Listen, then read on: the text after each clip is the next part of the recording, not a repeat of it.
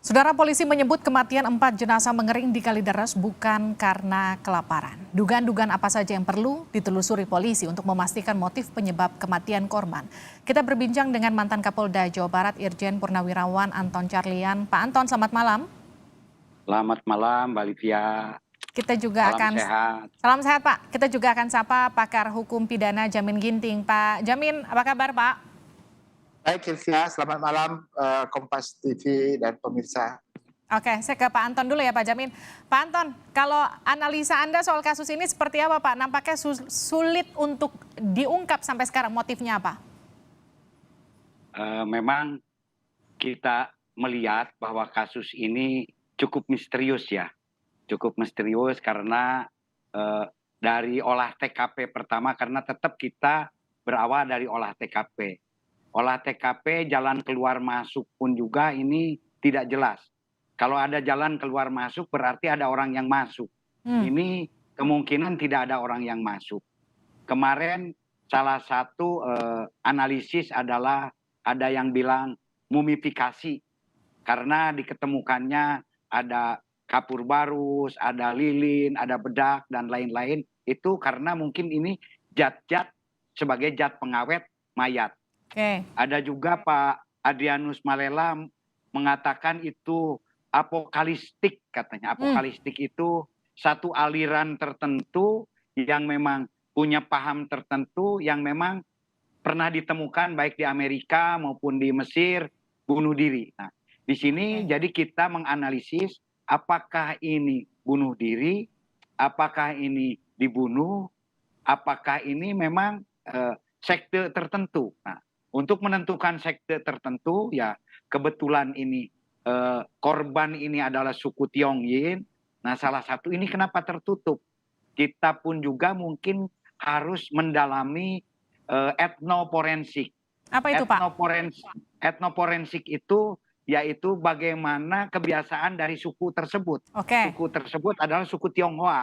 Biasanya yang tertutup itu suku Henghua biasanya. Ada suku Henghua. Kalau suku Ke, suku Tiochu itu biasanya terbuka. Tapi ada satu suku. Nah, dari etnoforensik ini pun juga nanti kita bisa mengetahui apakah betul yang bersangkutan ini nanti punya kebiasaan atau punya aliran sekte tertentu di dalam agama. Makanya di dalam hal ini memang perlu juga walaupun memang jarang keluar, tetapi minimal Pak RT, Pak RW atau bekas pembantunya bisa diambil keterangannya. Nah, jadi di sini Polri memang perlu harus cermat, apalagi dari keterangan physical evidence seperti lapor, forensik belum keluar. Jadi di sini tidak bisa menduga-duga. Memang sementara waktu katanya bahwa lambungnya ini kosong. Nah, ini apakah dia puasa? Nah, makanya Pak Adrianus mungkin mengkaitkan dengan sekte. Nah, apalagi tadi kematiannya pun juga berbeda-beda antara yang satu dengan yang lain dalam 3 pekan ini. Ada yang mungkin 2 pekan, ada yang 1 pekan, ada yang lain-lain. Dan ini pun juga baru bisa ditentukan nanti dari hasil forensik ini sendiri. Nah, ini mungkin secara bergantian kematiannya ini dilakukan. Gimana silakan. Pak Anton, ini kan polisi menyebut bukan akibat kelaparan, hasil investigasi bahkan kayak motifnya itu belum juga diungkapkan meskipun sudah ada titik terang katanya. Puluhan tahun Anda menjadi polisi, kasus seperti ini pernah terjadi nggak, Pak? Dan apa yang pernah terjadi ketika saat itu Anda masih aktif? Justru masalah kasus ini saya belum pernah menemukan, karena kalau menemukan mayat saya sering, tapi sampai mengering ini kan ini ada apa ini? Makanya Polri pertama kali menyatakan ini mumifikasi. Ini adalah proses daripada mumi. Nah, di sini justru Pak Ito juga mengatakan ini agak misterius dan memang bukan kelaparan. Kenapa? Karena kalau dilihat dari tingkat ekonomi, mungkin bekas-bekas bahan makanan pun juga tingkat ekonominya itu ini bukan orang miskin. Dari tingkat rumahnya, sertifikat yang ditemukan, ini bukan orang miskin. Seperti ada satu kesengajaan. Hanya kesengajaan ini apakah ini dibunuh atau bunuh diri? Apakah ini diracun atau bukan. Kita belum bisa karena untuk racun juga kan toksikologi forensik itu harus mengatakan bagaimana DNA darahnya nanti. Ini semua sangat tergantung daripada hasil forensik nanti, sangat tergantung daripada physical evidence. Walaupun nanti Polri ini motif sangat penting, tapi hasil-hasil dari forensik ini akan sangat menentukan untuk langkah selanjutnya. Karena berawal tadi dari olah TKP. Olah TKP-nya memang agak sulit, tidak ada jalan keluar masuk. Kalau pembunuhan, biasanya yang kita temukan berpuluh-puluh, oh ini jalan keluar, ini jalan masuk. Minimal ada bekas telapak kaki dan lain. Ini kan terkunci. Nah ini yang agak misterius dan untuk itu mungkin juga saya menyarankan, satu, agar kepada keluarga jangan dulu menguburkan kalau memang ini sesuai dengan aliran dan kepercayaannya. Karena bisa saja di tengah-tengah waktu ada temuan-temuan dari forensik. Ini jadi tolong. Dan kedua, karena ini merupakan satu kasus baru gitu kan. Kasus baru, jadi tolong mungkin bisa juga menghadirkan ahli-ahli forensik dari berbagai kota. Misalkan dari Surabaya, dari Bandung, dari mana-mana untuk kumpul. Karena kalau apokalistik juga biasanya yang ditemukan di Amerika, di Mesir, itu biasanya bunuh dirinya itu di tempat ibadah. Ini ditemukannya di rumah. Makanya ini agak misteri gitu kan. Perlu suatu kecermatan yang sangat teliti untuk menentukan hal ini. Tapi saya yakin dan percaya dengan hasil-hasil lab nanti ini sedikit demi sedikit akan bisa terungkap. Ini yang mungkin ingin saya sampaikan. Saya sampaikan kepada keluarga, mohon dengan hormat kalau berkenan gitu kan, jenazahnya jangan dulu dikuburkan gitu karena ini akan ya berhubungan dengan masalah penyidikan selanjutnya. Baik, ini karena memang misteri kasus ini masih belum terungkap karena pintu-pintunya masih terkunci, hasil otopsinya belum keluar, hasil digital forensiknya belum keluar, jadi kita juga masih belum bisa memastikan itu juga kenapa meskipun polisi bilang sudah ada titik terang, polisi juga masih belum bisa rilis apa penyebab pasti dari meninggalnya para korban ini. Saya ke Pak Jamin. Pak Jamin, kalau analisis Anda seperti apa Pak? Ya tentu yang sangat berperan dalam investigasi ini adalah scientific investigation ya. Jadi scientific investigation ini yang sangat menentukan karena durasi kematiannya sudah terlalu lama. Apakah terkait dengan sidik jari yang siapa keluar masuk tadi Pak Anton sudah sampaikan. Jadi jangan dulu dirusaklah TKP ini. Iya, kalau sudah sampai kemarin saya sangat kecewa juga tuh karena banyak orang yang masuk lalu ya sulit nanti untuk bisa mendeteksi sidik jari begitu kan. Kalau sudah dipegang sana pegang sini, nah itu yang agak khawatir gitu. Itu yang pertama. Yang kedua terkait dengan bagaimana keluarga ini menjalin kekerabatan dengan lingkungan dan komunitas kepercayaannya begitu. Jadi bisa nanti dicek kegiatan kepercayaannya itu ke belakang, kegiatannya itu apa saja. Dan biasanya tentu dia mempunyai doktrin-doktrin kalau terkait dengan apokalistik ya. Dia pasti ada buku-buku, ada informasi-informasi, bahkan tayangan-tayangan TV, video, dan itu kan mereka biasanya suka ada. Dan itu hanya bisa diketahui bagaimana mereka berkomunikasi, apakah melalui media telepon seluler atau media lain, terkait dengan pernyataan-pernyataan mereka, apakah mereka contohnya pernah mengirimkan WA atau mengirimkan SMS terkait dengan adanya kepercayaan mereka. Nah itu bisa lari akhirnya untuk melihat apakah apokalistik atau bukan. Baik. Kalaupun nanti ada contohnya ada pembunuhan, ya tadi kita sudah lihat ya, forensik pasti tahu karena kalau ada luka atau benda tumpul yang bisa mencelakakan badan atau racun, itu pasti kelihatan. Baik. Nah kalau bersih semuanya, ya saya yakin juga ini bisa masuk ke aliran kepercayaan yang itu yang jadi pertanyaan saya. Kenapa kemudian kasus ini mengarah ke aliran kepercayaan, bukan lebih ke pembunuhan atau aksi bunuh diri bersama? Apa yang kemudian akan menguatkan dugaan kalau ini aliran kepercayaan seperti yang tadi Anda bilang, harusnya ada buku, atau misalnya kalau tadi Pak Anton bilang kalau apokalistik itu harusnya biasanya di rumah ibadah, bukan di rumah. Kira-kira aliran-aliran seperti apa yang menyerupai tindakan ini?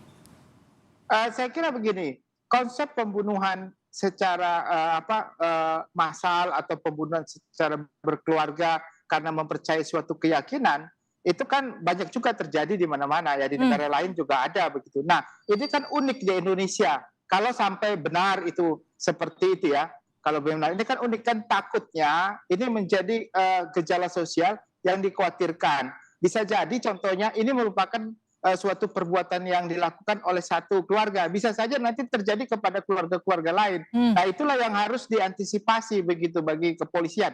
Kalau benar terkait dengan aliran kepercayaan atau akal politik. Tetapi kalau memang ada motif lain, contohnya memang ada pembunuhan yang sangat bersih, yang susah diidentifikasi, maka ini kerjaan yang cukup berat saya kira bagi penyidik gitu untuk menentukan siapa pelakunya dan apa motif daripada pelaku tersebut.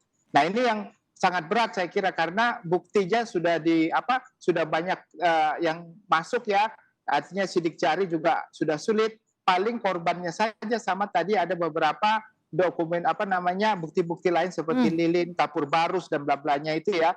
Nah, motivasi itu kan bisa dilihat, contohnya kapan dibeli, di mana dibeli, waktu dibeli itu untuk kepentingan apa, berapa banyak. Saya kira itu teknik yang biasa digunakan dalam investigasi terkait dengan adanya pembunuhan, Mbak. Artinya kita juga bisa mencari pintu ketika sudah tahu data kapan beli kapur barus, kira-kira bisa dikorelasikan dengan kematian korban, begitu kira-kira ya? Ya pasti tadi kita katakan, Pak Anton bisa katakan, pintu masuk dan pintu keluar itu menjadi hal yang paling pertama. Kalau pintu masuk, pintu keluar dengan membawa barang, kan ketahuan barangnya itu dia masuk dan keluar, dia yang beli sendiri atau ada orang lain yang membelikan atau yang mengirimkan benda-benda tersebut. Kalau orang lain, tentu saya yakinin motifnya bukan pembunuhan, bukan bunuh diri ya, bukan aliran kalau ada orang lain. Tetapi kalau dia sendiri yang membawa, dia sendiri yang melakukan, ya kemungkinannya bisa jadi itu bunuh diri bersama begitu. Dan motif contohnya bunuh diri itu belum tentu juga aliran kepercayaan. Bisa aja juga orang bunuh diri karena punya utang begitu. Tapi kan keluarganya yang dibunuh atau frustasi. Kita tahu ada keluarga yang frustasi, beban ekonomi tinggi, tetapi kan tadi sudah dikatakan ekonomi bukan merupakan suatu urusan yang sangat sensitif untuk bisa bunuh diri begitu. Nah, jadi apalagi ya satu-satunya tadi kita meyakininya itu atau menduga adalah aliran kepercayaan yang apokalistik tadi itu begitu, Mbak. Ada berapa banyak aliran kepercayaan yang kemudian menyebabkan kematian atau berujung kematian, Pak? Saya kira saya nggak bisa nyarikan survei seperti agak sulit untuk menyatakan. Tapi kalau beberapa kejadian kita lihat di negara-negara yang menganut cukup keras ya tentang aliran kepercayaan itu ada saja. Tapi kalau kita lihat mengenai berapa banyak, berapa itu kelihatannya belum cukup bisa ditentukan ya berapa banyaknya itu begitu, Mbak. Oke, saya ke Pak Anton. Pak Anton, kasus kematian jika memang ini adalah aliran kepercayaan, apakah ini akan jadi kasus pertama? Kemungkinan kalau di Indonesia ya bisa saja jadi yang pertama. Makanya tadi saya di dalam hal yang pertama agar dibentuk etnoforensik. Etnoforensik itu sendiri adalah untuk mempelajari bagaimana kebiasaan satu suku itu sendiri. Itu ada. Atau mungkin sosiologi kriminal. Sosiologi kriminalnya itu bagaimana behaviornya, perilakunya, habitatnya, karena ini berhubungan dengan tata cara kematian yang memang agak unik. Oke. Kan? Kenapa sampai menjadi kering itu sendiri? Nah, ini yang agak uniknya itu sendiri. Atau mungkin ini sebuah sindikat selain sekte pun juga ya seperti ada sindikat-sindikat kejahatan yang diancam. Jadi sekarang semua kemungkinan bisa saja terjadi. Bisa itu apokaliptik, bisa itu. Jadi namun tetap tadi juga yang terakhir ini harus tetap berdasarkan bukti-bukti physical evidence, bukti-bukti scientific investigation yang nanti akan kita hasilnya bagaimana. Nah, justru sekarang ini sebelum hasil tersebut ada, kita ya agak sulit. Dan tadi saya juga sepakat dengan Dr. Jamin Ginting, memang dalam hal ini mohon agar penyidik menjaga keutuhan TKP. Tolong TKP ini. Karena TKP ini kadang-kadang kita menemukan sesuatu yang tidak dianggap penting, tapi ternyata itu jadi penting dalam hal penentuan bukti gitu kan. Dari puntung rokok saja mungkin bisa menjadi sesuatu hal yang sangat penting. Jadi tolong ini, karena salah satu kelemahan ya saya pernah jadi polisi juga. Kadang-kadang kita ini tidak sabar. Jadi tolong tutup TKP rapat-rapat. Ini kalau menurut saya, jadi saat ini kita harus cermat, kita harus hati-hati. Kita belum bisa menyimpulkan sebelum semua alat-alat bukti kita simpulkan, kita diskusikan, sehingga ada satu kesimpulan yang jelas. Tapi antara motif nanti dengan physical evidence yang didapatkan dari forensik sebagai scientific investigation ini harus kita match. Betul tidak? Karena tidak cukup saja hanya motif. Walaupun tadi Polri, terima kasih, hebat sekali, sudah bisa menentukan mungkin ada titik terang di dalam motif. Nah, di dalam motif pun juga ini tentu saja tadi betul motifnya itu bisa saja frustasi, bisa saja punya utang, atau mungkin ada tekanan-tekanan tertentu, dan bisa juga tadi sekte. Jadi sekarang masih multi Multitafsir ya kemungkinan. kira-kira. Ya, Apa? multitafsir. Kita belum bisa menentukan A, B, C secara pasti, Oke. belum bisa. Tapi walaupun begitu untuk lebih meringankan tadi agar dibentuk multi center. Yang disebut multi center itu biasanya kita mengumpulkan para ahli. Nah, Karena kalau cuman satu saja kita ini kan punya keterbatasan. oke. Mungkin ahli dari Surabaya, mungkin dari Makassar, mungkin dari Aceh. Saya mungkin belum mengalami, tapi saya tidak tahu. Mungkin saja pernah ada di tempat lain yang, tapi karena dulu belum sehebat ini medsos, mungkin tidak terungkap, dan Oke. dulu terungkap. Gitu kan. Saya ke Pak Jamin. Pak Jamin, kalau tadi Pak Anton juga sudah sempat mention, kita butuh mendatangkan banyak ahli untuk mengungkap kasus ini. Banyak saksi yang kemudian sudah diperiksa, tetangga, kerabat, mereka semua juga menyatakan memang korban ini tidak bersosialisasi, bahkan kerabatnya juga mengatakan terakhir berkomunikasi mungkin sekitar 2 tahun yang lalu, sudah cukup lama. Jika memang butuh saksi ahli untuk dimintai keterangan seperti yang tadi Pak Anton Carlyan katakan, saksi ahli seperti apa yang dibutuhkan kira-kira untuk mengungkap kasus ini lebih dalam? Ya, tentu saksi ahli yang dibutuhkan sudah kita tahu bahwasanya untuk criminal justice-nya ini adalah saksi forensik ya, bedah mayat, itu udah pasti ya. Apakah keracunan, apakah karena memang pembunuhan yang dilakukan oleh benda tumpul dan benda tajam ya. Lalu terkait dengan saksi digital forensik terkait dengan komunikasi, Mbak. Apakah HP, apakah komunikasi lainnya yang terkait dengan itu ya.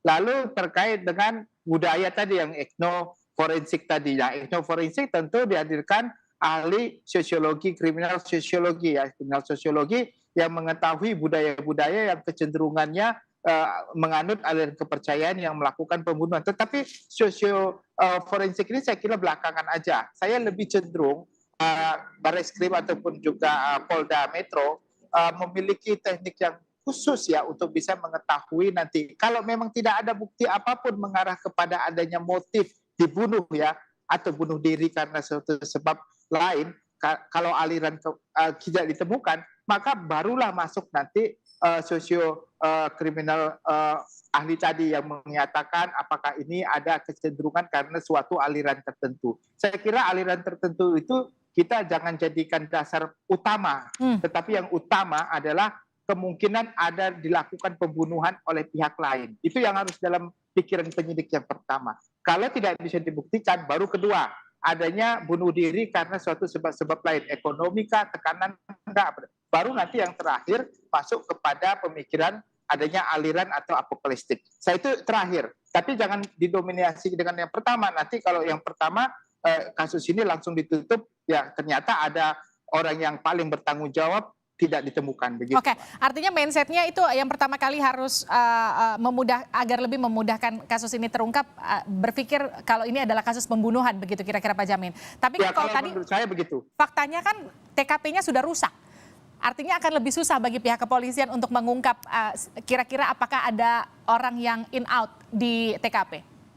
Ya saya kira bisa dilakukan dengan teknik investigasi, ya inavis, ada lab 4 ya, saya kira itu bisa dilakukan. kalau memang ada. Tapi pun kalau memang tidak ada dan tidak ditemukan, berarti kan tidak ada dugaan terkait pembunuhan oleh pihak ketiga. Baru kita masuk kepada berarti dia ada keinginan untuk bunuh diri sendiri. Baru masuk motif. Motifnya apa begitu? Apakah bunuh diri karena masalah ekonomi, tekanan, ya atau stres, atau mungkin kalau secara psikologi bisa juga dicari latar belakang pendidikan mulai dari SD, SMP, SMA begitu ya. Nah, itu kan bisa dicari teman-temannya latar belakangnya. Nah, baru terakhir nanti kita tahu inilah masalah culture, budaya atau masalah aliran kepercayaan, Mbak, begitu. Ya, kita juga menunggu juga hasil otopsinya, juga hasil digital forensiknya. Nanti kita juga nunggu pengumuman resmi kira-kira apa betul-betul motif dari kejadian ini. Terima kasih pakar hukum pidana Jamin Ginting. Terima kasih juga Pak Irjen Purnawirawan Anton Carlian telah bergabung bersama kami di Sapa Indonesia malam